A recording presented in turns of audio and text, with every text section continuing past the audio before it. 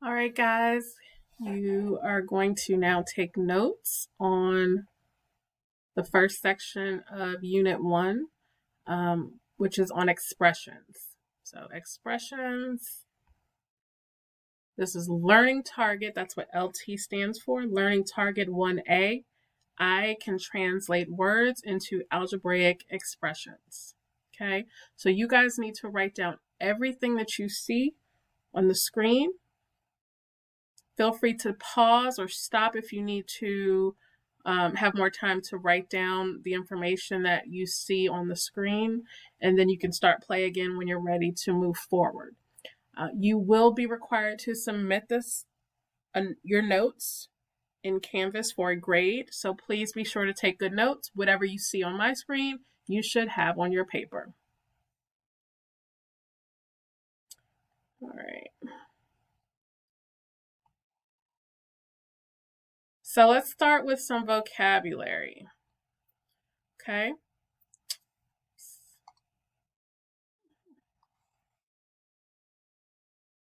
The first vocabulary word is a variable.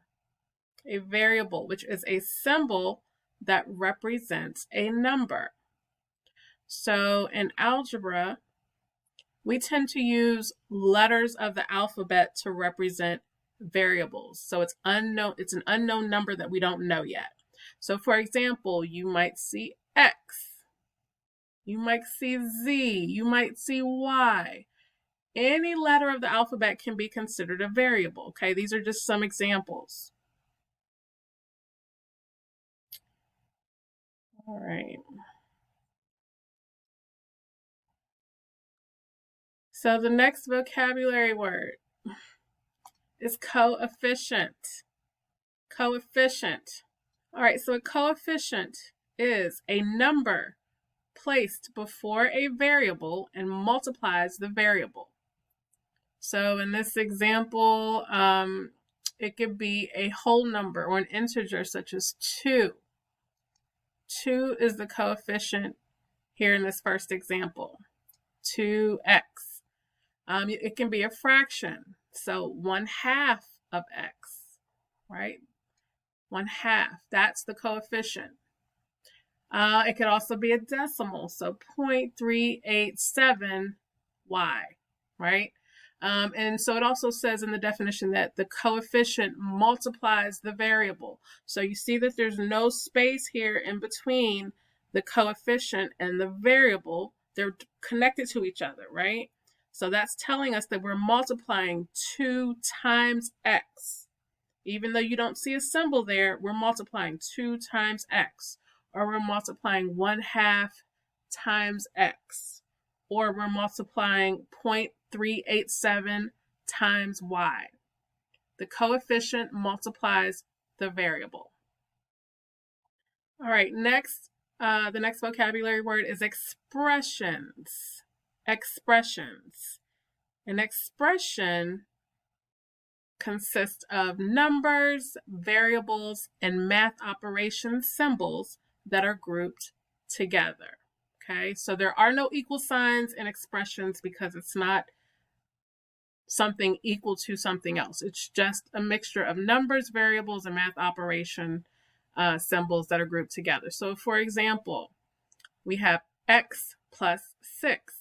We don't know what x plus 6 equals, right? So if we don't have the equal sign, we don't know what it equals. So x plus 6 is an expression. Another example is 3y times z times y. So z times y is in parentheses. It's just an expression. We can simplify this, and we'll get to that at a later time, but we can't actually solve for it and actually get an answer. Another example is 2 plus 4y, right? We have numbers, we have variables, we have a mathematic operation symbol, right? They're all grouped together, but we just don't know what it equals. So anything without an equal sign is basically an expression. All right, so now we've talked a little bit about some basic vocabulary. We're going to practice and review translating verbal expressions into numeric expressions. You guys should have done this last year. I know that my Algebra 1 Part 1 class definitely did it. But basically, we're taking words or verbal expressions and putting them into numbers and algebraic expressions, okay? So let's take a look at the first example. Oops. All right, so the first verbal expression, this is just an example. There are a variety of different ways that you can have verbal expressions. A number squared, right? So we don't know what that number is. It could be 10, it could be 2, it could be 45, but we don't know. It just says a number squared. So when we don't know what the number is, we use a variable, right? So we have the variable e. You can use m, x, any variable you want to use. So if you're squaring a number, remember that's when we talked about exponents about a week or so ago. Exponents. So it's a number to the second power, or a number squared. That's another way to say it, is a number to the second power. So when you have a number squared, remember squared means you're multiplying the base times itself. So basically this would be e times e, right? That would be the same as a number squared, or e squared. If we're looking at m squared, you would think about this as m times m. That's m squared. Same thing with x. X squared is the same thing as x times x. All right, the next verbal expression is twice a number.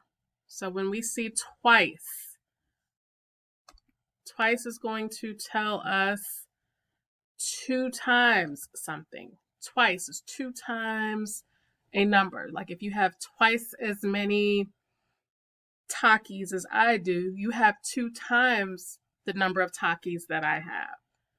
Okay, so twice a number. So we know there's going to be a 2 and then a number. If we don't know what that number is, just use a variable. So 2x is an example of twice a number. 2t, or 2 times t, is the same thing as twice a number. It's 2 times anything, any variable you want to use. Twice is 2 times a number. All right, so the next verbal expression is 8 less than a number, or less than x. 8 less than x, right? So if you have 8 less than x, first you have to know how much x is, and then take 8 less than whatever that is, right? So say if we're talking about money, you have $8 less than Miss Bullock's. You have $8 less than whatever Miss Bullock has. So Miss Bullock would be the x, and then whatever you have is what I have, whatever Miss Bullock has minus 8. So it's 8 less than. That's why I have the arrow here, because you have to switch it when you write your numeric expression, which is x minus 8. So in the verbal expression, when you see less than, than is the switch word.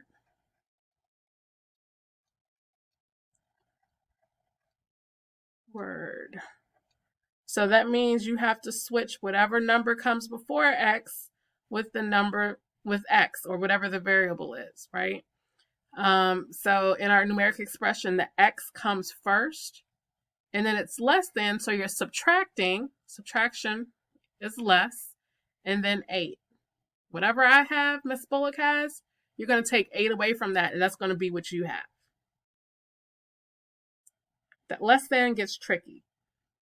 Okay, whenever you see it, just know that you have to switch your variable and whatever the number is when you rewrite the numeric expression. We'll get a lot of practice with this, but make sure you got this written down. All right, so the next verbal expression is twice the sum of a number and x.